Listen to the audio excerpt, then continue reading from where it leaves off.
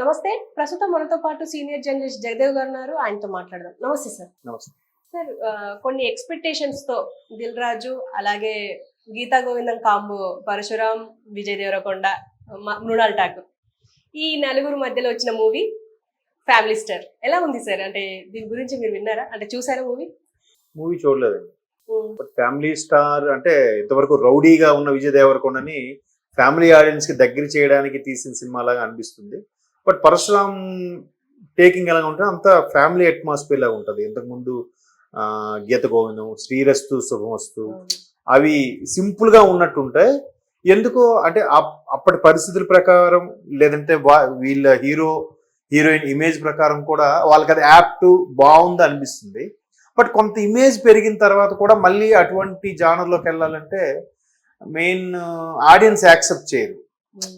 Director హీరోలు accept చేయొచ్చేమో కానీ audience accept చేయరు. సో అందుకే కదా ఈ మధ్యకాలంలో నేను ఒక వార్త విన్నాను ఏంటంటే డీబట్ మూవీస్ అంటే అప్కమింగ్ డైరెక్టర్స్ తో నేను చేయను అన్నారు, విజయ్ దేవరకొండ అన్నారు అన్నట్టుగా. అలా అనుకుంటే మరి పెద్ద డైరెక్టర్ కూడా ఈయన అప్కమింగ్ హీరో ఈయనకి ఎందుకు ఇవ్వాలనుకుంటే ఈయన హీరోయే అయ్యేవారు కాదు కదా. అలా అనుకో, ఎందుకంటే లైఫ్ ఈజ్ బ్యూటిఫుల్ లో జస్ట్ ఒక సైడ్ రోల్ ఉంటుంది. ఆ తర్వాత ఆయన స్టారే మారిపోయింది. గీత గోవిందం, అర్జున్ రెడ్డి వరుసగా ఒక 2-3 బ్లాక్ బాస్టర్లు పడేసరికి స్టార్ అయిపోయారు ఆటోమేటిక్ గా. స్టార్ అంటారు బట్ వెళ్ళలేదు, స్ట్రగుల్ అయ్యే ఉంటారు. ఓవర్ నైట్ స్టార్ అయ్యారు అంటారు. లేదు అంటే మనోడు కూడా లైఫ్ ఈజ్ బ్యూటిఫుల్ లాంటి సినిమాలో సైడ్ క్యారెక్టర్ చేసిన పర్సన్.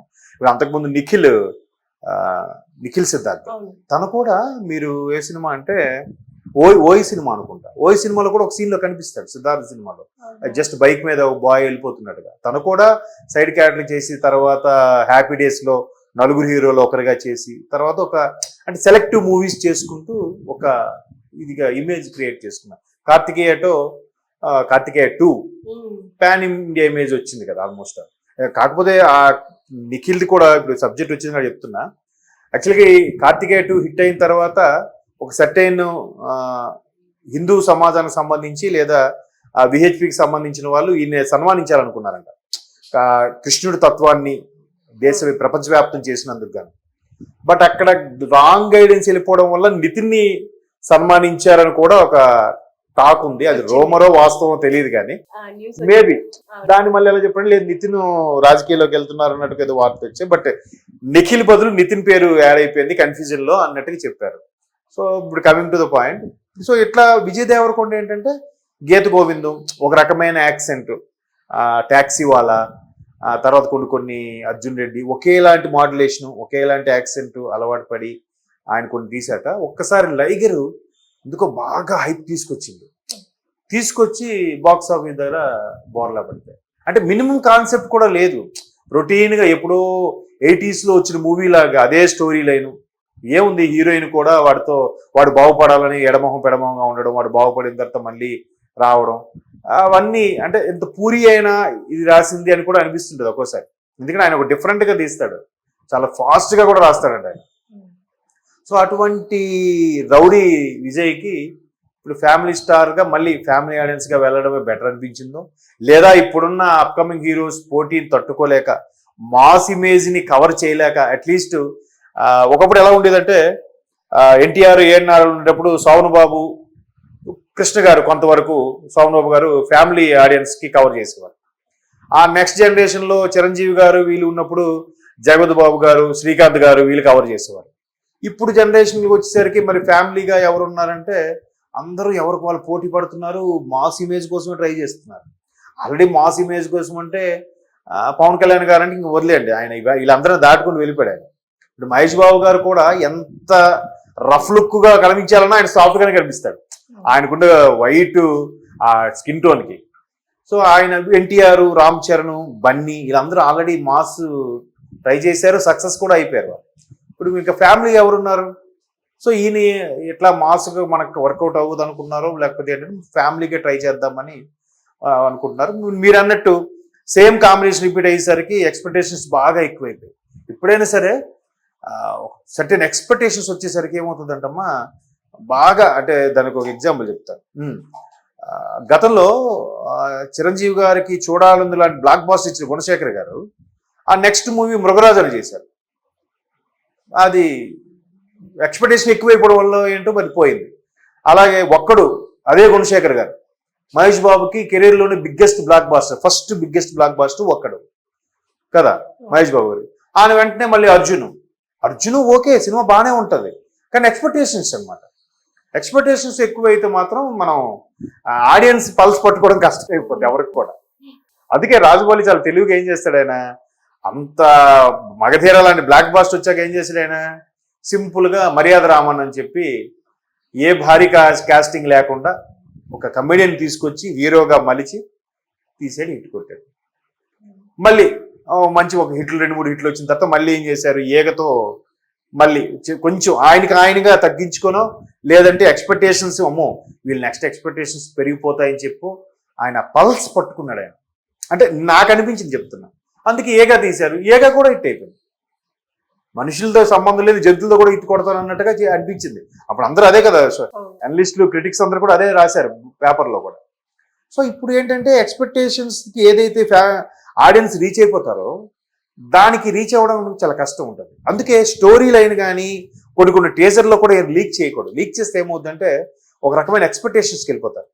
వెళ్ళిపోయినప్పుడు ఏమవుతుందంటే ఒక్కసారిగా తుస్సు మరిపోతుంది. ఇప్పుడు ఆచార్య ఏమైంది, కొరటాల శివ గారికి అసలు ఫ్లాపే లేదు, అటువంటిది ఆచార్య పోవడం ఏంటి, అది కూడా చూస్తే మామూలుగా రెగ్యులర్ కథలాగా ఉండడం ఏంటి. ఎంతవరకు ఆయన అలా చేయలేదు కదా. ప్రతిదీ కూడా శ్రీమంతుడు చూడండి ఎంత మంచి సబ్జెక్ట్, అలాగే జనతా గారి చూడండి ఎంత మంచి సబ్జెక్ట్, ఇట్లా ఎంత భరత్ అని నేను ఏది కూడా మంచి మంచి సబ్జెక్టులు తీసారు. ఆయన ఆచార్యులను ఎందుకు అలా తీస్తారు, ఆయన వైఫల్యమా లేదు ఆడియన్స్ ఎక్స్పెక్టేషన్స్ రీచ్ అవ్వలేకపోయాడా. అలాగా ఇప్పుడు విజయ్ దేవరకొండ ఏంటంటే ఒక రకమైన మోసకి ఒక రకమైన మోస యాక్టింగ్కి అలవాటు పడిపోయారన్న వార్తలు కూడా ఉన్నాయి, విమర్శలు కూడా ఉన్నాయి.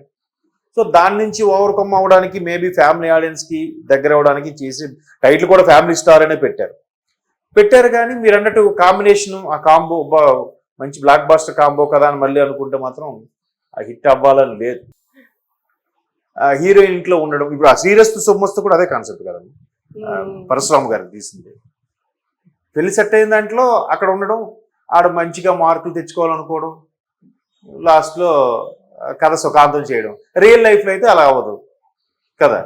సో అట్లా ఫ్యామిలీ ఆడియన్స్ ఎక్స్పెక్టేషన్స్ రీచ్ అవ్వడం ఇంకా కష్టం. ఇంకా అదే మాసు తర్వాత వైబ్ అని అనుకుని ఉంటారు కదా, అట్లాంటి వాటికైతే వైబ్స్ వేరు, ఎట్లాగైనా ఉండొచ్చు. బట్ ఫ్యామిలీ ఆడియన్స్కి ఏంటంటే వాళ్ళ ఒక స్టోరీ, ఇంకా ఫ్యామిలీ ఆడియన్స్ కృష్ణవంశీ సినిమాల్లాగా తెరంతా నిండుగా ఒక 40 మంది ఆర్టిస్టులతో ఉంటే అప్పుడు సాటిస్ఫాక్షన్కి రీచ్ అయ్యే ఛాన్సెస్ ఉంటాయి. లేదు మళ్ళీ మామూలుగానే హీరో కోసం హీరోయిన్ కోసం హీరో ఫైట్ చేయడము ఇవన్నీ చూసేశారమ్మా, ఓల్డ్ వైన్ న్యూ బాటిల్ లాగా. బట్ టేకింగ్ మళ్ళీ టాలెంట్ ఉంటుంది. ఇప్పుడు ఎలా అంటే జయంత్ ప్రేమించుకుందాం ఆ సినిమా తీశారు. అంటే ఇవన్నీ అప్పుడే ఎందుకు బాగా కంపేర్ చేస్తుంది, సూపర్ హిట్స్ కాబట్టి చెప్తున్నాను. అంతవరకు సేమ్ లవ్ స్టోరీ చాలా తీశారు. ఆయన ఏం చేశాడు, ఫస్ట్ టైం ఫ్యాక్షనిజం అనే చిన్న కాన్సెప్ట్ ఎంటర్ చేసి సినిమా హిట్ కొట్టాడు. ఇప్పుడు బాహుబలి కూడా స్టోరీ ఉంది, ఎలాగూ సౌత్ కొడుకుకి సొంత కొడుకు దెబ్బ వేయడం అనేది కామను. కాకపోతే ఇక్కడ సౌత్ తల్లి మంచిదై అలా కాకుండా అన్నదమ్ముల పిల్లల్లా పెట్టి రాజులు, అట్మాస్ఫియరు, ఫైటింగ్, గ్రాఫిక్స్, యుద్ధం సీన్లు ఇవన్నీ పెట్టడం జనాలకు అబ్బా కొత్తగా అనిపిస్తుంది. సలారు అంతే కదా, వాడు ఎవడైతే రాజు అవ్వాలనుకుంటాడో వాడిని తప్పించి ఇంకోటి రాజు అయినప్పుడు వీడి సంతానం నుంచి ఎవడో ఒకడు వస్తాడు కదా, వచ్చి ఖచ్చితంగా రాజు అవ్వాలనుకుంటాడు కదా. ఇప్పుడు ఈ మధ్యకాలంలో చూసి సలార్ కూడా అంతే కదా, ముందు ఏముందిలే అన్నట్టు అన్నారు, బట్ 1 వీక్ తర్వాత భారీ కలెక్షన్స్ వచ్చాయి, సూపర్గా ఉంది అన్నారు. RRR కూడా అలాగే అన్నారు, ముందు రామ్ చరణ్ ఏం లేదు అంతా ఎన్టీఆర్ ఎక్కువ ఉంది అన్నారు, కొందరు అన్నది ఎన్టీఆర్ ఎక్కువ లేదు రామ్ చరణ్ ఎక్కువ ఉంది అన్నారు. ఒక 1 వీక్ తర్వాత ఇద్దరిది బాగుంది, ఒక రకమైన ఎలివేషన్ వచ్చింది అని చెప్పారు. ఇవి ఎట్లా ఉంటాయి చెప్పలేము. బట్ మనం చెప్పే అనాలిసిస్, మనం చెప్పే విమర్శల వల్ల ప్రొడ్యూసర్స్కి దాని మీద ఆధారపడే వాళ్ళకి నష్టం లేకుండా ఉండాలి. అందుకే బాగోదు. ఇప్పుడు జనరల్గా ఎలా ఉంటుందంటే కొన్ని టీవీలో వస్తున్నప్పుడు పాత సినిమాలు చూస్తూ ఉంటాం, చూసినప్పుడు సినిమా బాగుందే అనిపిస్తుంది. బట్ అలాంటి సినిమాలు కూడా 100 వచ్చేసి ఉంటాయి. బట్ నాకు ఎందుకో నేను నా పర్టికులర్ మూడ్ లేదా ఆ రోజు ఉండే రిలాక్సేషన్ బట్టి లేదంటే ఇంట్లో చూసుకుని కంఫర్ట్ బట్టో నాకు అది నచ్చిండొచ్చు. అంతే కదా, ఫ్యామిలీ స్టోరీలు కూడా ఏముంటాయి, వీళ్ళ మీద వాళ్ళు వాళ్ళ మీద వీధి అనుకోవడము, లేదంటే ఈగోలు హట్ అవ్వడము, అవమానపడడం, పెళ్ళిళ్ళకి వెళ్తే సరిగ్గా పలకరించలేదు అనుకోవడం, లాస్ట్లో వచ్చేసరికి కథ సుఖాంతం, ఇలాగే పెడతారు కదా. కాకపోతే పాత్రలు మారుస్తూ ఉంటారు. అరే ఈ సినిమా బాగానే ఉంది, అప్పట్లో ఎందుకు ఆడలేదు అంటే ఓహో ఇలాంటివి కొన్ని వందలు వచ్చేసి ఉన్నాయి అనమాట అప్పటికి. అంతే కదా.